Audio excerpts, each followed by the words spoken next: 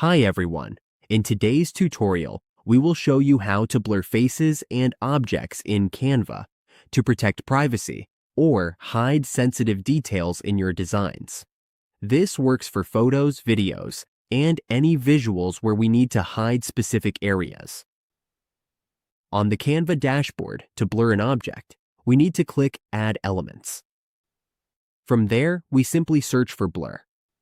We can then choose the blur style we want to use. There are several options available, like a yellow blur. To apply it, we just drag the blur onto the area we want to cover. We can also resize it to fit. If we need more coverage, we can copy the blur and paste it over the same area so it becomes stronger. Once we are happy with the result, we just save the design. And that is how we can blur faces and objects in Canva quickly and easily. Now we can edit our visuals while keeping sensitive information private.